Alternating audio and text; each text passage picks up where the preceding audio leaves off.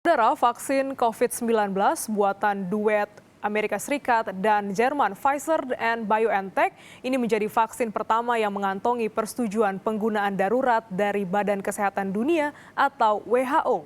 Ini adalah validasi darurat pertama yang diberikan WHO sejak virus ini mewabah Desember 2019. Di hari terakhir tahun 2020, untuk pertama kalinya, Organisasi Kesehatan Dunia memberikan persetujuan pemakaian darurat kepada vaksin COVID-19 buatan Pfizer dan BioNTech. Dengan persetujuan ini, vaksin dengan teknologi messenger RNA atau mRNA yang diberi nama Comirnaty ini menjadi yang pertama masuk dalam daftar validasi penggunaan darurat WHO. Validasi ini juga membuka jalan bagi regulator di negara-negara di seluruh dunia untuk menyetujui impor dan mengatur distribusi hingga penyuntikan vaksin Pfizer dan BioNTech ini. Pasalnya, vaksin ini harus disimpan dalam suhu minus 60 hingga 90 derajat Celcius dan membutuhkan persiapan yang matang dalam distribusi dan penyimpanannya. Dan untuk mengetahui lebih jauh soal vaksin yang disetujui oleh WHO ini, kita segera bergabung lewat sambungan Zoom dengan penasihat senior Direktur Jenderal WHO, Diah Saminarsi di kediamannya di Jakarta. Selamat siang Mbak Diah, selamat tahun baru. Selamat siang Mbak Astrid, selamat tahun baru juga. Tentunya kita senang sekali mendengar kabar di hari terakhir tahun 2020 bahwa WHO untuk pertama kalinya memvalidasi vaksin dari Pfizer dan BioNTech ini. Apa yang jadi alasan WHO, Mbak Diah, akhirnya Pfizer BioNTech ini divalidasi? Prinsip emergency use listing itu diterapkan pada saat kegawat daruratan kesehatan agar ada alat-alat kesehatan ataupun alat obat, vaksin yang bisa segera digunakan oleh dunia. Jadi itu adalah prinsipnya. Ini khusus pada saat kegawat daruratan kesehatan, khusus untuk alat-alat baru, ataupun vaksin baru, ataupun obat baru. Jadi itu adalah prinsip. Berangkat dari sana, kami menerima setidaknya ada 10 kandidat vaksin yang mengajukan diri untuk mendapatkan emergency use listing atau EUL. Salah satunya adalah Pfizer, BioNTech ini, dan kemudian saat ini kami sedang mereview juga 2 yang lain, yaitu Moderna dan AstraZeneca. Syarat untuk mendapatkan emergency use listing ini adalah memberikan setidaknya sebagian dari data uji klinik fase 2 akhir dan atau uji klinik fase 3. Jadi itu dibuka data-datanya untuk dipelajari oleh para expert. Yang dipelajari ini ada 2. Satu untuk keamanan dan efikasi. Kemudian tahap kedua adalah direview untuk policy atau kebijakan. Karena ini tadi berkaitan seperti pembuka yang tadi sudah disampaikan adalah ini berkaitan dengan rekomendasi kepada regulator nasional untuk bisa mengeluarkan izin di tingkat nasional. Jadi ada 2 tahapan dari keluarnya emergency use listing ini. Sekarang untuk Pfizer dan BioNTech sedang menunggu konfirmasi rekomendasi dari SAGE, dari Scientific Advisory Group, yang akan bertemu pada tanggal 5 Januari nanti untuk memberikan rekomendasi kebijakan. Jadi ada 2 tahapan yang dilewati oleh WHO dalam memberikan validasi darurat ini, yaitu untuk memastikan keamanannya dan juga polisi untuk distribusi vaksinnya itu sendiri. Nah, ini pasti berdampak besar karena ini vaksin pertama yang divalidasi oleh WHO, terutama untuk dari pemesanan negara-negara untuk vaksin ini, kemudian distribusinya. Catatannya dari WHO ini apa? Karena harus ada, Pfizer ini merupakan salah satu vaksin yang harus dijaga betul suhunya dan tergolong sulit begitu untuk di Indonesia, bisa dibilang begitu Mbak Diah? Ya, jadi kenapa dikeluarkan emergency use listing ini? Karena WHO menyadari saat ini banyak negara yang sudah ingin mengeluarkan vaksin. Jadi vaksin itu kita sudah masuk ke dalam tahapan dari pandemi ini di mana mau tidak mau dunia sudah membutuhkan adanya vaksin. Jadi tujuan dikeluarkan EUL adalah agar badan dunia seperti UNICEF bisa melakukan procurement dan kemudian mendistribusikannya ke seluruh dunia.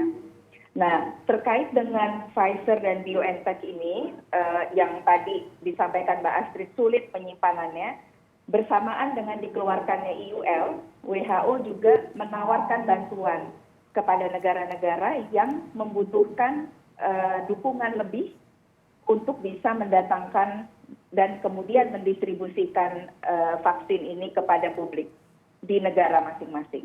Jadi misalnya penyimpanan ataukah distribusi terbang dari tempatnya ke masing-masing tujuan itu ditawarkan dibuka bersamaan dengan dikeluarkannya IUL ini.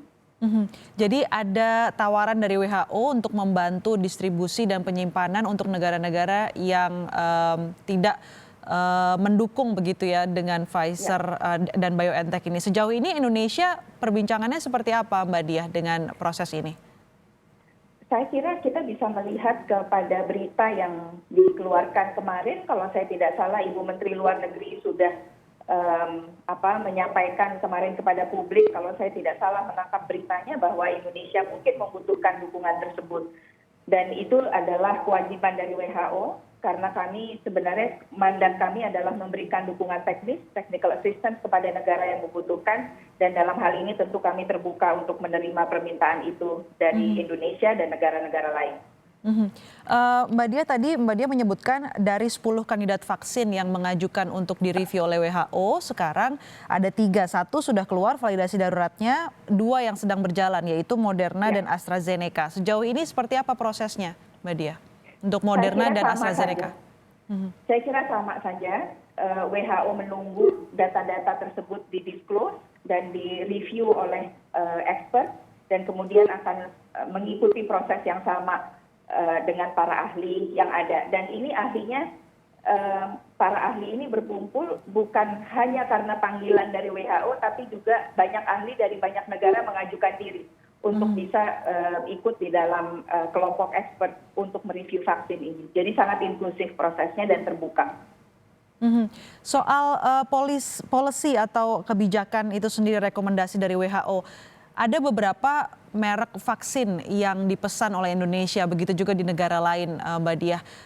Sementara WHO sampai sekarang baru 1 mengeluarkan validasi darurat. Apakah ini nanti jadi timpang begitu, masyarakat baru akan merasa aman jika mereka mendapatkan Pfizer, bukan mendapatkan merek vaksin lain jika WHO belum mengeluarkan validasinya? Saya rasa intensinya tidak begitu, Mbak Astrid. Jadi kita karena sekarang dunia ini berlomba-lomba untuk mendapatkan vaksin, kami menginginkan ada akses yang merata kepada seluruh negara di seluruh dunia. Sehingga seperti biasanya prinsip WHO, karena prinsip equity ini, prinsip kesetaraan ini, diberikan IUL agar negara-negara yang sulit mendapatkan vaksin sendiri bisa dibantu lebih cepat, karena ada proses yang harus dilalui dulu. Tidak semudah negara-negara yang punya kemampuan atau punya daya beli untuk membeli vaksin. Saya rasa, saya harap dan saya rasa tidak malah jadi sebaliknya efeknya. Karena biar bagaimanapun vaksin yang aman itu adalah kewenangan dari regulator nasional untuk memutuskan apakah akan diberikan kepada publik atau tidak. Yang diberikan oleh WHO ini hanya untuk mempercepat proses distribusi yang dibutuhkan oleh negara-negara yang tidak baik daya belinya. Mbak Dia, berkaitan dengan munculnya varian baru vaksin COVID-19 ini yang bermula ditemukan di Inggris, seperti apa pantauan dan rekomendasi WHO kini? Apakah vaksin Pfizer BioNTech ini juga efektif menimbulkan kekebalan terhadap COVID-19 yang bermutasi ini? Saya rasa itu tidak berpengaruh kepada apakah vaksin ini akan efektif atau tidak. Sejauh yang kami tahu saat ini, dan ini adalah situasi yang masih terus evolving, masih terus berubah. Evidence yang ada saat ini menunjukkan bahwa tidak ada efek kepada vaksin yang ada terhadap new strain ini, terhadap strain baru. Jadi tetap bisa dipakai walaupun ini ada di strain baru. Tapi kita terus masih mencari bukti-bukti baru dan tentunya dunia akan segera tahu apabila ada perubahan. Tapi sejauh ini tidak ada. Mbak Diah, ini kan Indonesia memesan dari sejumlah merek ya. Salah satunya yang pertama dan yang baru tiba di tahap kedua kemarin ini adalah dari Tiongkok, Sinovac. Sejauh ini seperti apa proses review di WHO Sinovac? Saya tidak tahu apakah ada 10, tapi yang bisa kita disclose saat ini baru 3. Apakah yang 7 itu termasuk Sinovac yang juga mendaftarkan untuk mendapat emergency use listing. Kita masih menunggu data dari Sinovac, data uji klinis di kemarin yang sudah terbuka ada dari Brazil, tapi kita masih konsolidasi atas permintaan Sinovac. Sinovac mengkonsolidasikan data dari uji klinik Indonesia, Turki dan Brazil. Jadi saya rasa saat ini masih belum bisa berbicara karena belum ada data yang terbuka oleh Sinovac kepada publik. Jadi WHO masih sifatnya menunggu uji klinis yang masih berjalan di beberapa negara terkait vaksin Sinovac ini ya Mbak Diah? Ya, betul. Terakhir Mbak Diah, Presiden ini berjanji untuk memulai vaksinasi corona pertengahan Januari. Nah, seperti apa saran WHO untuk pemerintah Indonesia dalam perjalanan vaksinasi di tahun 2021 ini? Ya. Ada dokumen resmi yang dikeluarkan oleh Scientific Advisory Group bersama dengan WHO. Saya kira kalau tidak salah November, yang mempresentasikan berbagai macam skenario dan berbagai macam prioritas. Jadi misalnya di satu negara barangkali yang diprioritaskan hampir rata-rata sama, misalnya tenaga kesehatan, kemudian orang-orang yang essential workers, kemudian ada yang orang tua yang tinggal di rumah-rumah jompo. Itu saya rasa sudah diberikan dan dijadikan konsideran oleh pemerintah Indonesia dalam merancang skenario distribusi vaksin. Ada jelas di sana diberikan, misalnya kalau situasi epidemiologi seperti AIDS, bagaimana kemudian prioritasnya apakah akan berubah, bagaimana konsideran tentang ibu hamil, bagaimana konsideran tentang gender, dan lain sebagainya. Itu sudah diberikan pada publik dan saya harap pemerintah Indonesia memakai bahan tersebut sebagai referensi dalam penentuan prioritas. Sudah ada rekomendasi dari WHO bagaimana mendistribusikannya sampai dengan penentuan penerima prioritasnya, Mbak Diah. Lalu bagaimana pandangan WHO tersendiri terhadap kebijakan penanganan COVID-19 di Indonesia, terlebih setelah munculnya mutasi varian baru ini? Apakah menurut Mbak Diah dan WHO tentunya regulasi yang dibuat kini cukup efektif? Saya rasa kami di WHO selalu dalam posisi untuk membantu dan mendukung apa yang dibutuhkan oleh negara manapun, negara anggota WHO dalam penanganan COVID. Dan oleh karena itu kantor WHO di Indonesia, saya mengetahui bekerja sangat erat dengan pembuat kebijakan di tingkat nasional. Jadi kalau ada yang kurang, misalnya strain baru perlu dilaporkan dan lain-lain, WHO selalu ada di sana untuk memberikan dukungan teknis tersebut kepada pemerintah Indonesia. Baik, terima kasih.